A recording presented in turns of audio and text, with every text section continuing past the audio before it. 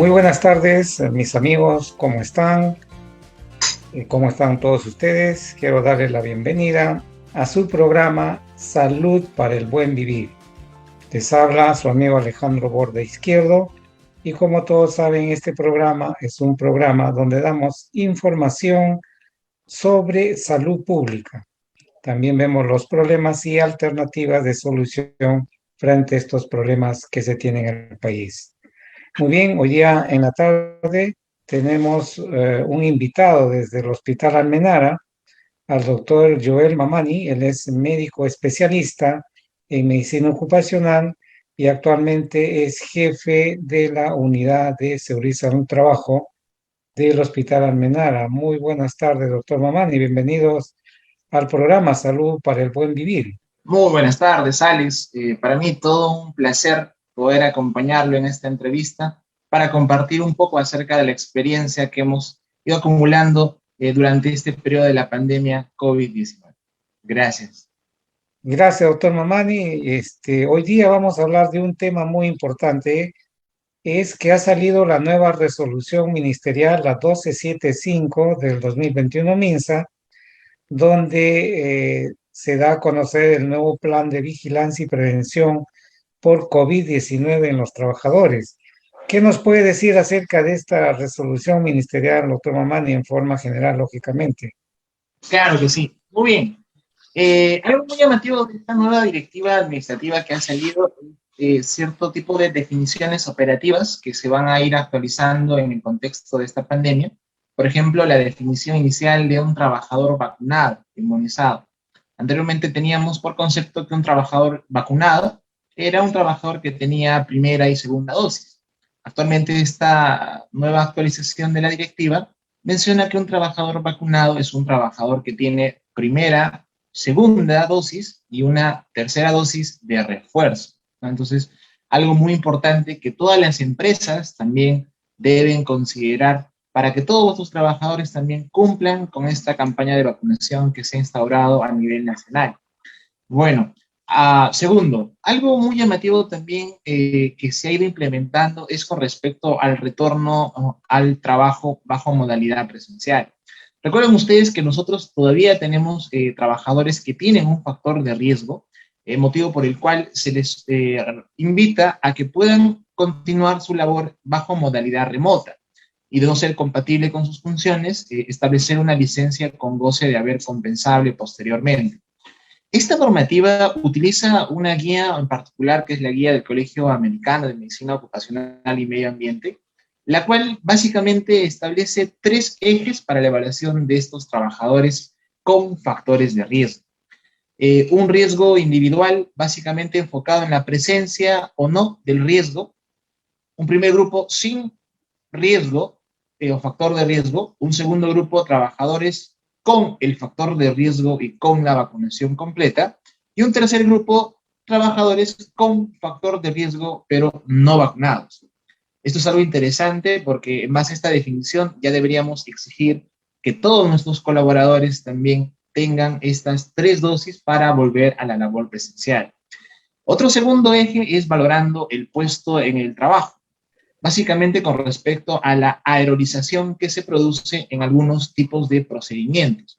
La especifica en un nivel de bajo, mediano, alto y muy alto riesgo. Por ejemplo, en el riesgo bajo están aquellas atenciones en las cuales el trabajador está en contacto con las personas, pero existe la posibilidad de colocar barreras físicas que nos puedan disminuir este riesgo. En el riesgo mediano están trabajadores que tienen contacto con el público, pero en los cuales ya no se pueden utilizar este tipo de barreras físicas. Por ejemplo, en este grupo están todos los temas de atenciones directas a pacientes, ¿no? En el riesgo alto, por ejemplo, ya nos habla acerca, en el riesgo alto y muy alto, de un contexto en el cual el trabajador está en contacto con casos confirmados o sospechosos de COVID. En el riesgo alto indican que no existe una aerolización evidente, pero en el riesgo muy alto sí existe una aerolización constante. Entonces, esa es la diferencia entre estos 2 grupos, ¿no? En el riesgo muy alto, trabajadores con casos confirmados con aerolización, y en el riesgo alto, trabajadores con casos confirmados o sospechosos sin aerolización. Y también nos enfoca en un tercer eje que va a ser dinámico y el comportamiento se va a relacionar con los niveles de alerta que el Ministerio de Salud emite. Recuerden que el Ministerio de Salud, de acuerdo a la cantidad de casos, a la incidencia de casos que se van acumulando en determinada región, emite niveles de alerta, nivel moderado, nivel alto, nivel muy alto y nivel extremo. Por ejemplo, actualmente Lima se encuentra con un nivel moderado de riesgo. Y es en base a estos tres ejes que el médico ocupacional tiene que valorar la pertinencia de retornar a la labor presencial a un trabajador con factor de riesgo, ¿no? Así es, licenciados, entonces ya estamos Claro, o sea, entrando. hay cuatro disposiciones que da esta resolución. Básicamente, las disposiciones preliminares, disposiciones básicas para la vigilancia y la prevención y control de COVID. Luego, la disposición para el regreso y la reincorporación al trabajo. Y hay una específica que sale acerca de los trabajadores de salud. En estas nuevas disposiciones, ¿cómo va en general la, los 7 lineamientos que antes estaban en la anterior norma? ¿Todavía se van a dar en estos planes de vigilancia o ya definitivamente lo han cambiado? Bueno, sí, en realidad los 7 lineamientos están incluidos dentro del plan de vigilancia, pero justo haciendo el análisis de la normativa, vemos que existe bastante correlación con una nueva guía que emite la OPS. Lo pueden buscar, también es de acceso libre para todos los trabajadores y público en general. Se denomina el Plan Estratégico de Preparación y Respuesta frente a la COVID-19, orientación para la planificación operativa, que básicamente establece 10 pilares como parte de las medidas de prevención que todas las empresas deberían implementar. Por ejemplo, el pilar 1 se encuentra la coordinación, planificación, financiamiento y seguimiento. Obviamente, para continuar con estas atenciones preventivas se requiere no solo del recurso humano, sino también se requiere de la infraestructura, equipos biomédicos, para poder garantizar una atención con seguridad y salud para nuestros trabajadores. El segundo pilar, por ejemplo, habla acerca de la comunicación de riesgos, participación de la comunidad y manejo de la infodemia.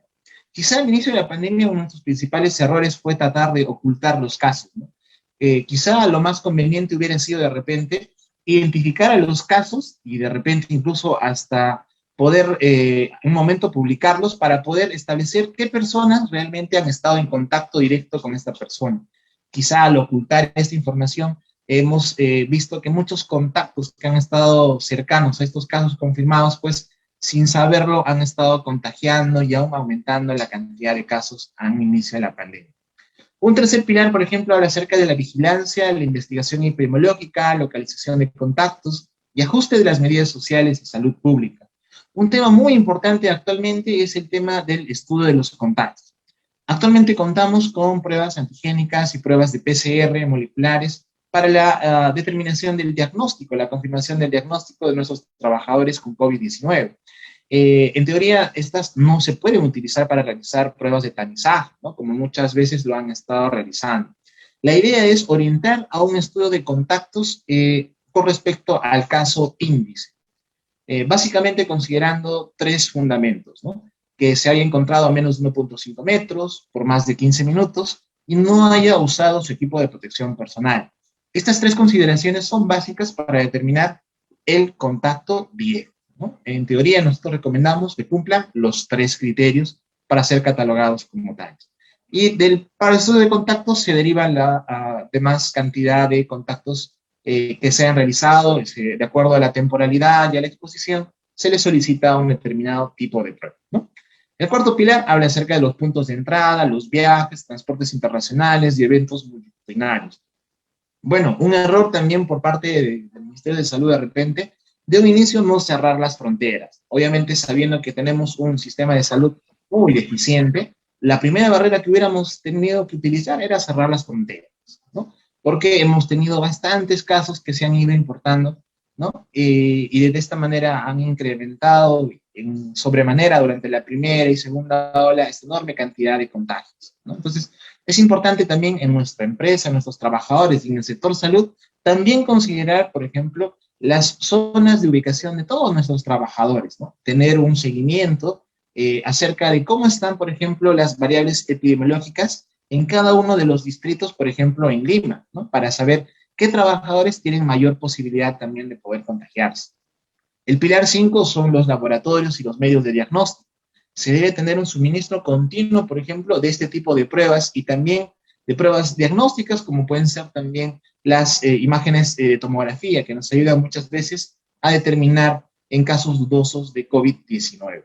Un pilar sexto es la prevención y control de infecciones y protección del personal de salud. Es importante que se consoliden ciertos comités con la participación también de las gerencias, las direcciones de cada empresa, para que puedan implementar también sus propios planes de contingencia de acuerdo a la realidad.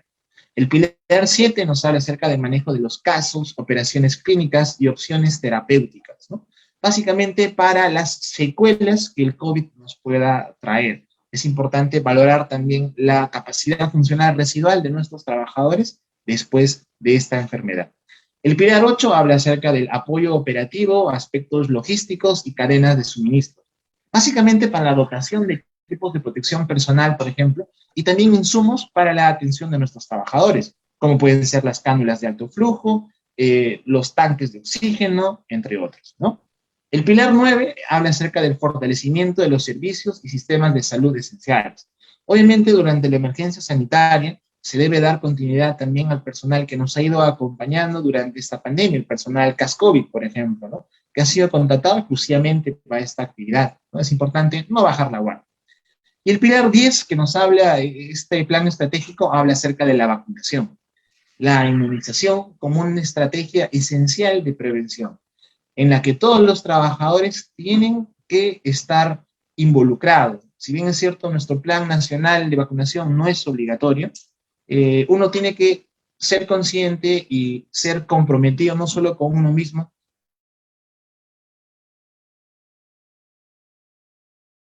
sino también con la familia que nos rodea muchas veces, ¿no? Y parte de ello también es que los trabajadores trabajar de manera segura, estable en los ambientes de trabajo. Así es, O sea, licenciado. en realidad, lo que nos comentas, esos 10 pasos que da la OPS, en alguna medida coincide con estas disposiciones básicas que ha dado el Ministerio de Salud en esta resolución, ¿no? Porque habla básicamente de mejorar lo que es la ventilación, en algunos casos medición de CO2 si es que hay mucha cantidad de trabajadores, la evaluación de las condiciones de salud de los trabajadores, que es básicamente por riesgo, si es riesgo bajo, mediano, alto. También está la parte de la, ¿no? De la higiene de manos. La otra parte creo que está la sensibilización y la capacitación de los trabajadores, todo lo que es las medidas preventivas, los equipos de protección personal y la vigilancia de salud de los trabajadores, que de una u otra manera coinciden, pero en estos lineamientos que da el Ministerio de Salud es para todas las empresas, ¿no? Incluyendo los hospitales. Ahora, en los hospitales, doctor Mamani, ¿cómo se va a hacer en esta disposición que da el Ministerio de Salud sobre el regreso y reincorporación, pero de los trabajadores de salud? ¿Cómo se está trabajando ahí en el Hospital Almenara? Claro, correcto. Con la actualización, licenciado Alex, hace 20 minutos nos han enviado vía WhatsApp también la adaptación que ha hecho la institución, en este caso de salud, para poder regular también el retorno de nuestros trabajadores. Y básicamente adapta esta guía del Ministerio de Salud para el retorno de nuestros trabajadores, ¿no? ¿Cómo se va a realizar? Bueno, se va a realizar un comunicado de manera oficial a todos los jefes de cada gerente de línea, jefe de oficina, departamento, unidad, con esta nueva normativa que se ha actualizado, para que puedan comunicar a todos sus trabajadores y puedan acercarse a las unidades de medicina ocupacional para pasar esta evaluación para el retorno al trabajo, donde se va a verificar las condiciones que inicialmente le habíamos comentado, ¿no?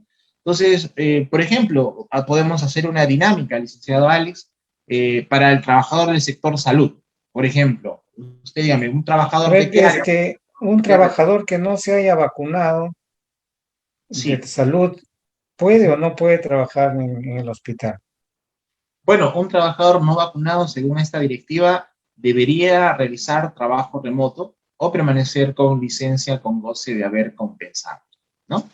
A pesar Eh, que no quiere vacunarse, a pesar de eso. a pesar de eso, ¿no? Entonces, la idea es, la finalidad y la bondad de esta ley es buscar la protección del trabajador.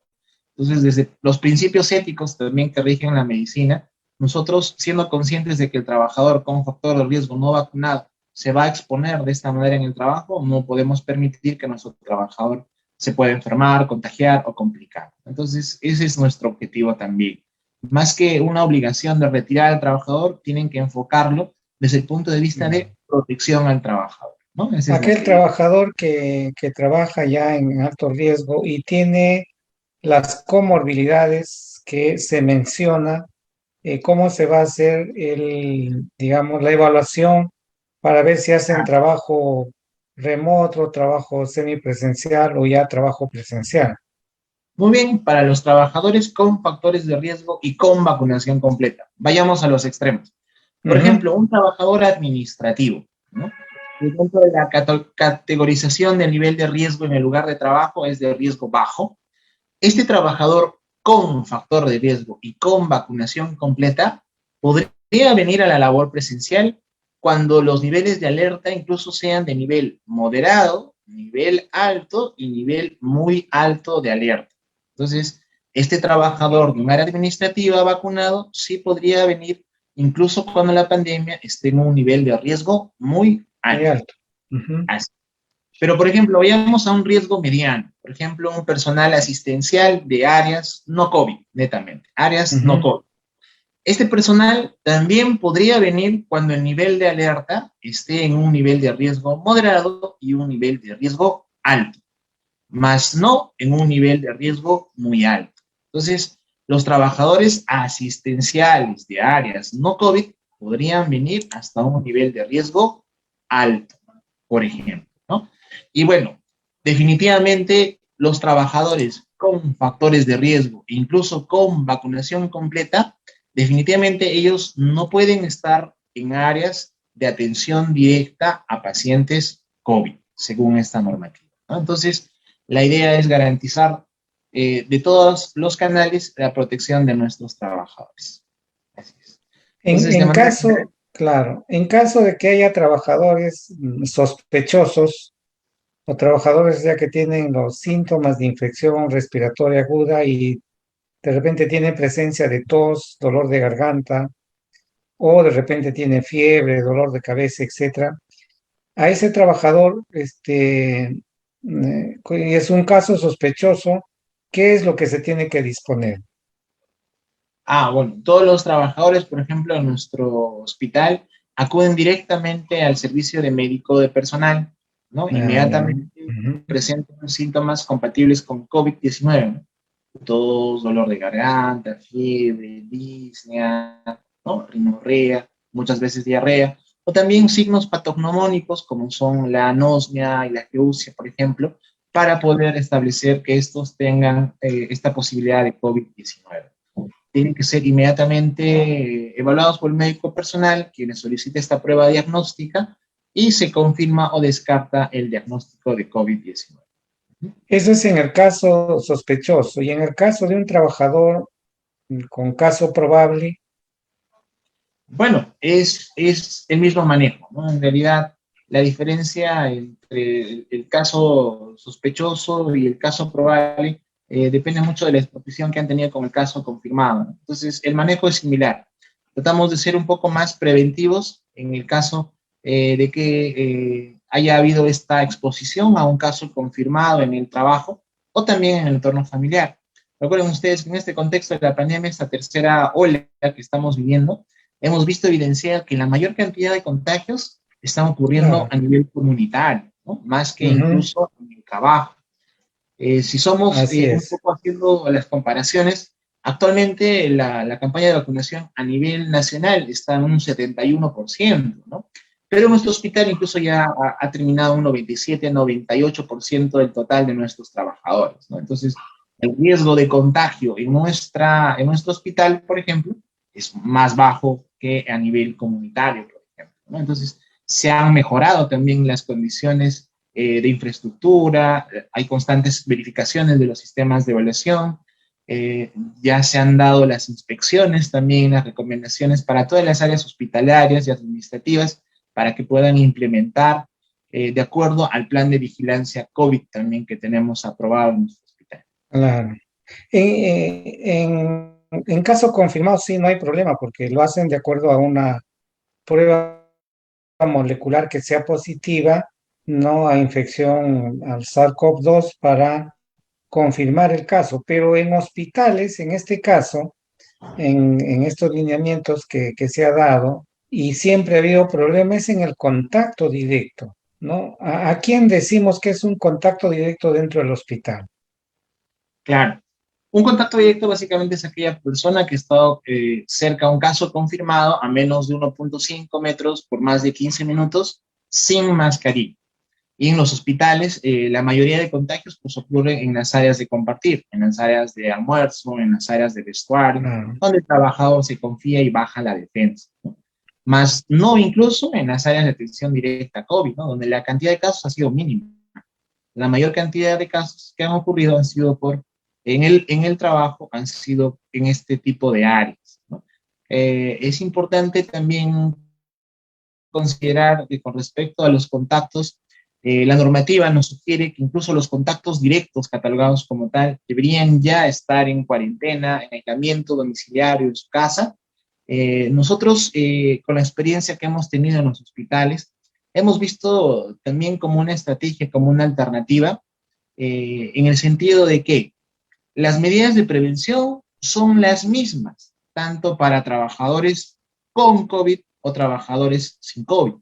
Valga decir, que tengan que usar obligatoriamente su equipo de protección personal, su mascarilla o respirador y mantener las medidas de higiene y distanciamiento. Si es que se cumplieran estrictamente al 100% estas medidas de recomendación de prevención, pues el trabajador con contacto directo, incluso hasta muchas veces, podría continuar laborando sin exponer a sus compañeros en las áreas alimentarias. Pero obviamente lo ideal es que este trabajador también esté en cuarentena. Esto ya requiere mucho de cambios de comportamiento, cultura y compromiso en los cuales el trabajador ya tiene que ir adaptándose también a este tipo de recomendaciones. En las disposiciones de regreso y reincorporación que ha sacado en la resolución del MINSA y que también el Seguro Social lo toma, que es la población considerado en grupo de riesgo. Todavía se sigue catalogando igual, ¿verdad, doctor Mamani? O sea, aquellos que tienen mayor de 65 años y las comorbilidades siguen siendo igual, hipertensión arterial refractaria, diabetes, obesidad, enfermedad cardiovascular, enfermedad pulmonar crónica, cáncer y otros de acuerdo a los estados de inmunosupresión del trabajador. Todavía siguen establecidos estos o consideran este grupo de riesgo en el momento en que va a hacer la evaluación del trabajador. Sí, es correcto. Todavía tenemos establecidos los grupos de riesgo y están claramente definidos en la Directiva Sanitaria actualmente 135 MINSA que emite la CDC Perú. Esta directiva de 135 cataloga en 15 grupos, por ejemplo, los grupos de mayor riesgo a enfermar gravemente por la COVID-19. Dentro de ellos están los mayores de 65 años, los hipertensos, diabéticos, obesos, incluso con índice de masa corporal más de 30, enfermedades cardiovasculares, enfermedad pulmonar crónica, enfermedad renal crónica, cáncer, personas con inmunosupresión, enfermedad cerebrovascular, síndrome de Down, embarazo, incluso también infecciones por VIH, ¿no? Entonces, todo este grupo debe ser claramente definido y establecido como un grupo de riesgo para este tipo de complicaciones Y por por último, COVID-19. doctor Mamani, ¿cuál es lo más importante en este caso en los hospitales? De hecho, es la medida preventiva, pero ¿cuáles son esas medidas preventivas que todo trabajador de salud debe llevar a cabo dentro de un hospital para no contagiarse y contaminarse por COVID-19? Claro. Bueno, ya hemos comentado acerca de los 10 pilares que nos propone la OPS como medidas de Pero más recomendación, específico, pero en claro. general existen cuatro ejes fundamentales para que el trabajador tenga que autocuidarse del COVID-19. Uno, es importante el tema de la higiene, la desinfección de manos, ¿no? En todo momento, porque muchas veces estamos en contacto con muchas personas, o también con Claro. legajos, documentos, historias clínicas. Es importante la desinfección constante. Ahora, otro pilar muy importante es el distanciamiento físico. Entonces, es importante también tratar de evitar las aglomeraciones, evitar de repente este tema de las reuniones sociales que muchas veces hay. A veces es parte de una cultura, pero que tenemos que ir cambiando, ¿no? Otro punto muy importante es el uso de los equipos de protección personal. Entonces, es importante que en los ambientes hospitalarios, pues todo el personal se comprometa a usar su equipo de protección personal. No por el hecho de que formar parte de una unidad o de una oficina me da la seguridad de que esas personas también se están cuidando. Eso es importante. Y un factor muy importante, La licenciado Alex, que ha ventilación. estado fallando, ha sido claro, es el compromiso de los trabajadores. Muchas veces de nada sirve que el empleador, de todas maneras, brinde las mejores condiciones, por ejemplo, para que los trabajadores suministren PPs, de ambientes adecuados, verifique los sistemas de ventilación, ¿no? Si el trabajador no se compromete a autocuidarse por sí mismo y también por su familia, ¿no? Entonces, muchas veces ese es el principal factor humano que es difícil de controlar y que se requiere bastante entrenamiento, capacitación, concientización para que nuestros trabajadores también entiendan que todavía estamos en una emergencia sanitaria, hay COVID de por medio y quizá la desinformación, la infodemia que existe, nos hace pecar de que estamos llegando a un estado de normalización de la pandemia, lo cual nos expone a un mayor riesgo, ¿no? Sí, Así tiene es. razón, o sea, es muy importante el compromiso de los trabajadores, ¿no? La actitud del trabajador frente a la seguridad y a la salud, ¿no? O sea, da la importancia que su salud y la seguridad es importantísimo, más aún dentro de un hospital que se cataloga como empresas de mayor alto riesgo, en este caso por riesgo biológico.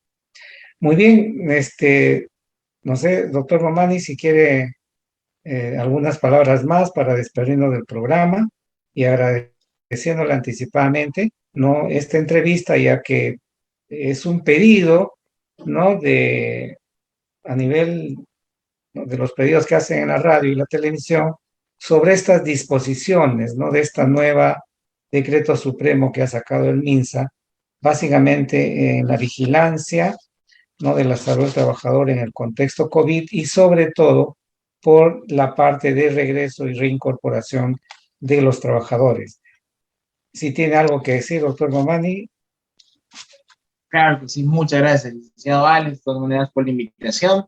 A través de su programa, quisiera también nuevamente invocar a toda nuestra población, ¿no? A nivel nacional, que mantengamos las medidas de prevención. Todavía estamos en un contexto de la pandemia COVID-19. Es importante cuidarnos a nosotros mismos y cuidar a nuestra familia en general, a través también de esta entrevista. Quisiera también hacer presente las felicitaciones y un cordial saludo a mi equipo de la Unidad de Seguridad y Salud en el Trabajo, de la Red Prestacional Almenara, del cual soy jefe, y también dar el alcance de las felicitaciones también a cada una de las unidades de seguridad y salud del trabajo de todas las CIPRES de la red Almenara, quienes están demostrando bastante empeño, bastante esfuerzo y dedicación por tratar de cuidar la salud de nuestros trabajadores, ¿no? A todos ellos el agradecimiento y las felicitaciones correspondientes. Muy deseables, muchas gracias. Muchísimas, muchísimas gracias, doctor Joel Mamani. Él es médico especialista en medicina ocupacional y es jefe de la unidad de seguridad en el trabajo del Hospital Almenara. Muchísimas gracias al doctor Mamani y no se olviden, la próxima semana estamos con una entrevista internacional. Vamos a continuar hablando y analizando sobre las propuestas de Sistema Único de Salud en el país. Muchísimas gracias y nos vemos la próxima semana.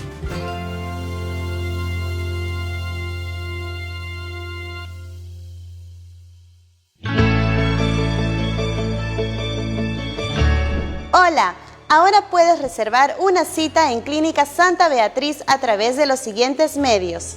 Puedes llamarnos al 4800-535 o al 999-802-956. También puedes dejarnos un mensaje en Facebook e Instagram. Encuéntranos como Clínica Santa Beatriz, Perú. Nos ubicamos en Jirón Ramón Dagnino 227 Jesús María, Lima. Escríbenos y reserva tu cita con los mejores especialistas.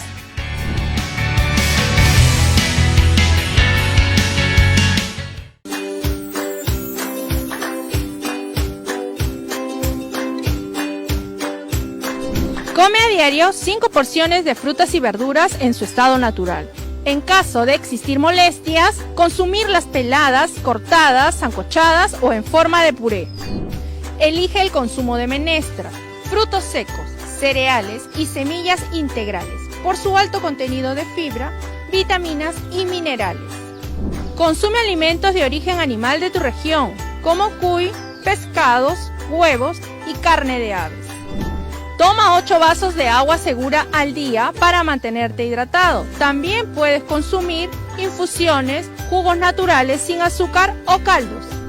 Evita el consumo de productos procesados perjudiciales para la recuperación de los pacientes con la COVID-19.